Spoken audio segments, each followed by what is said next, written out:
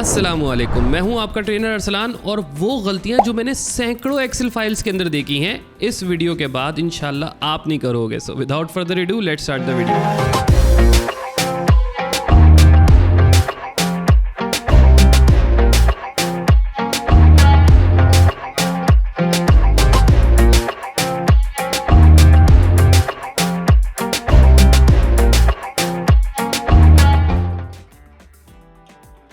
जब भी आप एक्सेल की कोई नई वर्कबुक को ओपन करते हैं तो बाय डिफ़ॉल्ट उसका जो फॉर्मेट होता है वो जनरल होता है। अगर मैंने जैसे L1 सेलेक्ट किया हुआ है सेल तो ऊपर देखेंगे आप जनरल फॉर्मेट लिखा है, और अगर मैं यहाँ पर कोई और सेल सेलेक्ट करूँगा तो मेरा जो फॉर्मेट है वो जनरल ही है।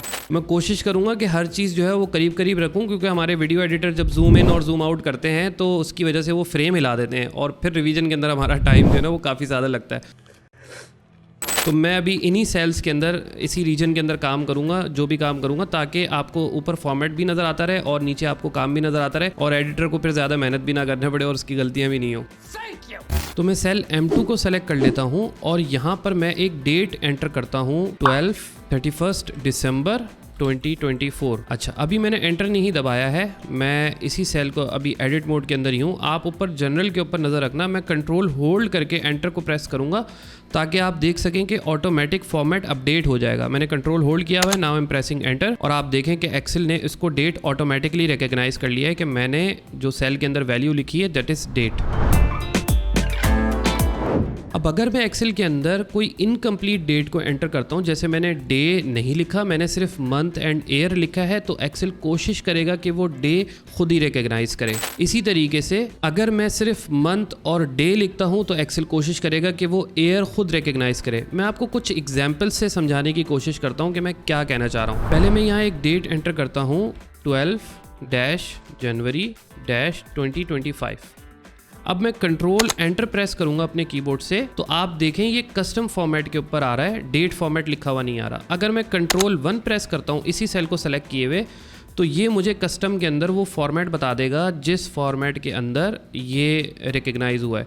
तो इसने क्या किया है कि डी यहाँ पर लिखा है -MM-YY, एक डी लिखा है। इसका मतलब ये कि अगर मैं 1 जनवरी लिखूंगा तो वो 01 नहीं आएगा, 1 आएगा खाली। अगर मैं चाहता हूं कि मैं डे के जो है वो 2 डिजिट डिस्प्ले कराना चाहता हूं, जैसे अगर 1 से लेके 9 तक है तो मैं चाहता हूं 01, 02, 03 ऐसे शो हो 09 तक, तो मैं यहाँ पर एक डी और अगर लिख दूंगा, तो अब जब मैं इस डेट को 1 जनवरी लिखूंगा, जैसे मैं लिख के भी दिखा देता हूँ आपको 01/01/2025, कंट्रोल एंटर, तो अब आप देखें ये 01 यहाँ पर लिखा हुआ आ रहा है। मैं नीचे वाले सेल के अंदर एक और डेट एंटर करता हूँ।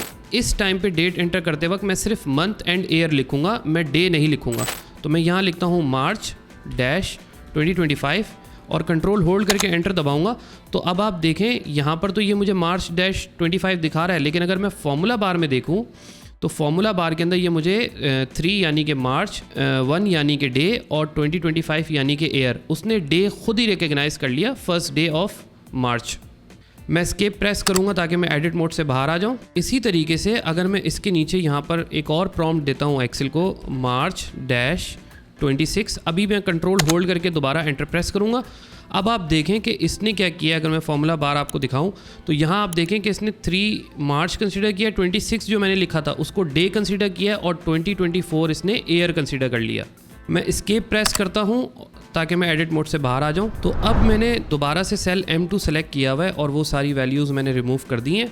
अगर मैं देखूं सेल M2 के ऊपर जो फॉर्मेट है वो डेट है, और अगर मैं यहाँ पर एक रैंडम नंबर जैसे कि 46,000 लिखता हूँ और मैं कंट्रोल एंटर प्रेस करूँगा तो आप देखें कि ये इसने ऑटोमेटिकली डेट में कन्वर्ट कर दिया है। अब ये क्यों होता है? क्योंकि माइक्रोसॉफ्ट एक्सेल के अंदर डेट जो है वो बैकएंड के ऊपर एक नंबर होती है। क्यों होती है? ताकि हम एडिशन और सब्ट्रैक्शन डेट्स के साथ कैलकुलेशंस परफॉर्म कर सकें। अब इसको ठीक करने के लिए मैं अपने कीबोर्ड से कंट्रोल होल्ड करूंगा, शिफ्ट को होल्ड करूंगा और टिल्ट की दबाऊंगा। ये आपके कीबोर्ड के ऊपर टैब के ऊपर आपको मिलेगी। जैसे ही मैं टिल्ट की दबाऊंगा तो आप देखें मेरा फॉर्मेट ऑटोमेटिकली जनरल हो जाएगा। यही काम अगर मैं यहाँ से ड्रॉप डाउन के ऊपर क्लिक करूँगा तो यहाँ से भी मैं जनरल को सिलेक्ट कर सकता हूँ। यहाँ पर मैं आपको 2 बेस्ट प्रैक्टिस बताना चाहता हूँ माइक्रोसॉफ्ट एक्सेल को इस्तेमाल करते हुए, खास तौर पे जब आप डेटा को एंटर कर रहे होते हैं तो आपने डेट कंप्लीट लिखनी है, हमेशा कंप्लीट लिखनी है। आप उसके दिखने के स्टाइल को चेंज कर सकते हैं, उसके फॉर्मेट को चेंज कर सकते हैं कस्टम फॉर्मेट के थ्रू, या दूसरे फॉर्मेट ऑप्शन जो डेट्स के अंदर आते हैं उनको किसी को सेलेक्ट करके, लेकिन आपने डेट्स कंप्लीट लिखनी है। डेट से मुराद क्या है कि डे, मंथ एंड ईयर आपने कंप्लीट लिखना है। अगर आपके पास कोई इस तरह का डेटा है, जैसे मान ले फॉर एग्जांपल आपके पास ट्रायल बैलेंस है। अब ट्रायल बैलेंस किसी एक दिन का तो नहीं होता, वो तो एक पीरियड का होता है। एक दिन का भी हो सकता है लेकिन मेजॉरिटी ऑफ टाइम वो एक पीरियड का होता है, जैसे महीने का, साल का, इस तरह का होता है। तो इस केस के अंदर आप कोई एक डेट यूज़ कर लें, यानी स्टार्ट ऑफ मंथ। अगर आपके पास मंथली ट्रायल बैलेंस है तो आप स्टार्ट ऑफ मंथ या फिर एंड ऑफ मंथ आप कोई एक डेट कंसीडर कर लें। उससे क्या होगा कि आपके डेटा के अंदर कंसिस्टेंसी भी होगी, और बाद में जब हम डेटा को एनालाइज करने जाएंगे तो आपको पता चलेगा कि ये चीज़ ज़रूरी क्यों है और क्यों लोग यहाँ पर काफ़ी गलतियाँ करते हैं। माइक्रोसॉफ्ट एक्सेल के अंदर हमारे पास 3 तरह के नंबर फॉर्मेट्स अवेलेबल हैं। पहले फॉर्मेट का नाम है नंबर, सेकंड है करेंसी और थर्ड है हमारा अकाउंटिंग। इन तीनों में क्या फ़र्क है, इसके लिए मैंने कुछ डेटा एंटर किया है और उसके ऊपर नंबर, करेंसी एंड अकाउंटिंग की फॉर्मेटिंग को अप्लाई किया है। अब ये जो कॉलम ए है, यहाँ पर जो मैंने फॉर्मेट सेलेक्ट किया है, अगर मैं कंट्रोल 1 दबाऊँ फॉर्मेट सेल विंडो खोलने के लिए, और साइड बाय साइड आप इसको कंपेयर कर सकते हैं कि ये मैंने नंबर फॉर्मेट सेलेक्ट किया हुआ है यहाँ पर। अब नंबर फॉर्मेट के अंदर हमारे पास डिफरेंट ऑप्शंस हैं। डेसिमल प्लेसेस के ऑप्शन है कि हम डेसिमल प्लेस 0 कर सकते हैं और इसको यहाँ से हम बढ़ा सकते हैं और यहाँ से हम कम भी कर सकते हैं। अच्छा, मैं बढ़ा रहा हूँ या कम कर रहा हूँ, आपको डिस्प्ले के अंदर इसका सैम्पल भी नज़र आ रहा है, तो मैं इसको कम कर देता हूँ, 0 के ऊपर रखता हूँ। यहाँ हमारे पास है 1000 सेपरेटर लगाने का, कि अगर मैं चाहूँ तो मैं नंबर्स के ऊपर एक 1000 सेपरेटर लगा सकता हूँ, यानी हर 3 डिजिट के बाद मुझे कॉमा नज़र आएगा। अगर मैं इसको डिसेबल कर देता हूँ तो आप देखेंगे 9934 यहाँ पर लिखा हुआ नज़र आ रहा है, और अगर मैं इसको लगा देता हूँ तो 9 के बाद देखें आप मुझे कॉमा नज़र आ रहा है। अच्छा, ये कॉमा कोई एक्चुअल सेल की वैल्यू में जाके लिखा हुआ नहीं होता, ये बस हमें डिस्प्ले के अंदर नज़र आता है, यानी पीछे सेल की जो एक्चुअल वैल्यू होती है वो 9934 ही रहती है। नीचे अगर मैं देखूं तो नेगेटिव नंबर्स को फॉर्मेट करने के लिए मेरे पास 4 डिफरेंट फॉर्मेट्स अवेलेबल है। पहला है कि मैं माइनस साइन के साथ ब्लैक फॉन्ट दिखा सकता हूं। दूसरा है कि मैं नेगेटिव नंबर्स को रेड फॉन्ट में डिस्प्ले करवा सकता हूं। तीसरा ऑप्शन मेरे पास है कि मैं ब्रैकेट के अंदर ब्लैक कलर में, और चौथा ऑप्शन मेरे पास है कि मैं रेड कलर की ब्रैकेट के अंदर दिखा सकता हूँ। मैंने इसको फर्स्ट ऑप्शन पे ही सेलेक्ट रखा हुआ है और मुझे नंबर्स कुछ इस तरीके से फॉर्मेट होते हुए नज़र आ रहे हैं। एक चीज़ यहाँ पर नोटिस करने वाली है कि 0 जो है वो फॉर्मेट एज अ 0 ही लिखा हुआ आ रहा है। मैं यहाँ से कैंसिल प्रेस कर दूंगा ताकि मैं फॉर्मेट सेल की विंडो को क्लोज करूं, या आप अपने कीबोर्ड से स्केप बटन भी दबा सकते हैं। दूसरा मेरा है करेंसी फॉर्मेट। अगर मैं इन सेल्स को सेलेक्ट करता हूं और कंट्रोल 1 प्रेस करता हूं तो मेरे पास यहाँ पर करेंसी के डिफरेंट फॉर्मेट्स। अच्छा, ये बिल्कुल उसी तरह का है जिस तरह का नंबर फॉर्मेट है, लेकिन अगर आपको याद आए कि नंबर फॉर्मेट में 1000 सेपरेटर का चेक मार्क था, लेकिन यहाँ हमारे पास 1000 सेपरेटर का चेक मार्क नहीं है। लेकिन हमारे पास एक नई चीज़ है यहाँ पर, विच इज़ करेंसी सिंबल, कि यहाँ से मैं डिफरेंट करेंसीज के सिंबल्स को सेलेक्ट कर सकता हूँ, और नन अगर मैं करता हूँ तो कोई करेंसी सिंबल नज़र नहीं आएगा। यहाँ हमारे पास काफ़ी सारे करेंसी सिंबल्स अवेलेबल हैं। पाकिस्तानी करेंसी भी है, PKR लिखा हुआ आता है। मैं यहाँ से इसके किसी एम्प्टी स्पेस में क्लिक कर देता हूँ ताकि ड्रॉप डाउन बंद हो जाए, और यहाँ पर मेरे पास वही नंबर्स फॉर्मेट की तरह ही यहाँ पर डिफरेंट कलर्स के अंदर और ब्रैकेट हमारे पास अवेलेबल है नेगेटिव नंबर्स को शो करने के लिए। मैं कीबोर्ड से एस्केप दबाऊंगा ताकि इससे भी बाहर आ जाऊँ। अब मैं अकाउंटिंग फॉर्मेट को सेलेक्ट कर रहा हूँ, अकाउंटिंग के फॉर्मेट को, और यहाँ पर मैं कंट्रोल 1 प्रेस करूंगा ताकि मैं फॉर्मेट सेल की विंडो को खोल दूं। यहाँ आप देखें अकाउंटिंग सेलेक्ट है। यहाँ भी मेरे पास 1000 सेपरेटर लगाने या हटाने की कोई चेकबॉक्स अवेलेबल नहीं है, ये बाय डिफ़ॉल्ट है। लेकिन मेरे पास करेंसी सिंबल का ऑप्शन यहाँ पर भी है। अच्छा, यहाँ मेरे पास नेगेटिव नंबर दिखाने का भी कोई फॉर्मेट अवेलेबल नहीं है, तो जैसा है वैसे ही आएगा। और 0 अगर आप देखें तो 0 के अंदर यहाँ पर मुझे डैश अवेलेबल है।